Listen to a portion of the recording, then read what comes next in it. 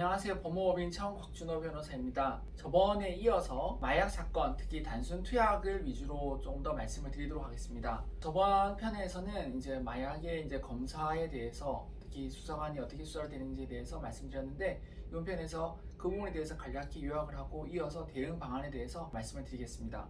마약 관련 사건에서 소변 검사, 모발 검사는 어떻게 진행되나요? 이제 소변 검사는 간이 검사 형식으로 돼서 이제 마약 투약으로 검거가 되면 바로 즉시 이어지게 되는 것입니다. 그리고 모발 검사는 이제 모발을 뽑아서 이제 진행하게 되는데요.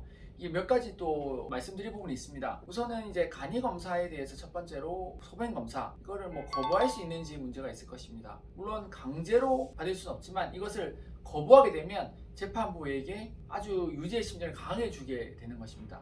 그래서 이걸 거부해서 그 양성 검사 결과 자체를 없애겠다 해가지고 반드시 무죄가 나오는 것은 아닙니다. 왜냐하면 단순 투약으로 이렇게 검거가 돼서 경찰서에서 수사를 받게 되는 상황까지 이르렀다면 본인이 무언가 상당히 혐의가 높은 상황이고, 본인이 거부를 한다고 해도 수사기관 입장에서는 공직을 받기에 제보한 다른 사람들이 있다는 것이 분명 거의 확실하니까, 본인이 무작정 간이검사를 거부한다고 해서 자신의 혐의를 벗어나서 무죄가 되는 상황이 꼭 이르는 것은 아니라는 점 말씀드립니다. 두 번째로 모발 검사에 대해서도 말씀드리겠습니다. 간이 검사와 달리 모발 검사는 본인이 거부한다고 해도 법원의 영장을 받아서 그 집행이 가능합니다. 법원의 영장을 받았다고 해가지고 머리를 뽑는 것은 아니고, 모근에 최대한 가까운 부분에 가위로 잘라서 그 검사 결과를 이제 보게 됩니다. 그리고 모발 검사 같은 경우에 있어서는 딱 머리털만 의미하는 것은 아니고요, 신체에 있는 모든 털을 의미하므로 머리를 삭발했다 해서 해결되는 상황도 아닙니다. 마찬가지로 무조건 검사를 거부하고 검사에 대해서 결과를 못 보게 한다고 해서 해결이 반드시 되는 것은 아니라는 점 이어서 말씀드립니다. 이 상황에 따라 적절하게 판단해야 되는 거죠. 그래서 그런 전략에 대해서는 본인이 더 잘할 거 아니겠습니까? 누가 날 내려놓을 가능성이 있다거나 나랑 같이 한 어떤 사람이 나에 대한 어떤 정보를 아는지에 대해서 그에 대한 적절한 검토가 전문가인 변호사와 함께 해봐야 되겠죠. 그 뒤에 이제 결정하게 되는데요. 일단은 무조건 피한다고 되는 것이 능사가 아닌 점은 분명하므로 이 점은 명심하셔야 됩니다.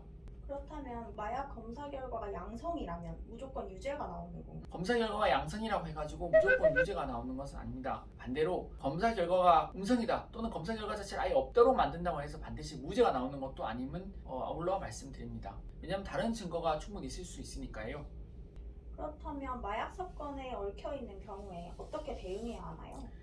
마약 사건에 있어서 이번 편은 단순 투약에 집중해서 말씀드리자면요, 재판부에서 가장 핵심적으로 보는 거는 투약의 횟수, 기간 중요한 건 맞습니다. 하지만 가장 중점적으로 보는 것은 이 자체보다는 재발 방지, 다시는 마약을 하지 않겠다는 것을 어떻게 재판부한테 확실하게 입증할 수 있는지에 대한 부분입니다. 예를 들어서 공소장에 필로폰 투약을 3회 했다고 나와 있다고 해서 재판부는 이 사람이 딱 3번만 했다고 믿지는 않습니다. 걸린 것이 3번이지 실제로는 더 했다고 충분히 생각할 수 있죠. 이것은 대마의 경우도 마찬가지고요. 그렇다면 단순 투약의 경우에 있어서는 재판부가 초범일 경우에 있어서는 아직은 마약에서 벗어날 수 있는 갱생의 기회가 있다고 보게 되기 때문에 대마 같은 경우에 있어서는 그렇게 실형이 반드시 나오거나 하는 경우가 거의 없습니다. 하지만 다시는 마약을 하지 않겠다는 점을 어떻게 재판부한테 확실하게 입증할지에 대해서 고민을 해보셔야 됩니다. 각자의 사정이 다르겠죠.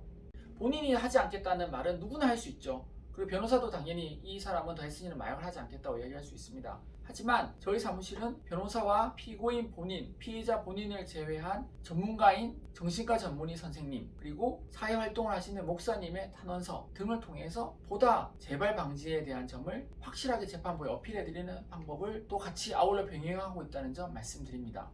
이상 오늘 마약 단순 투약 사건에 대해서 말씀드렸습니다. 감사합니다.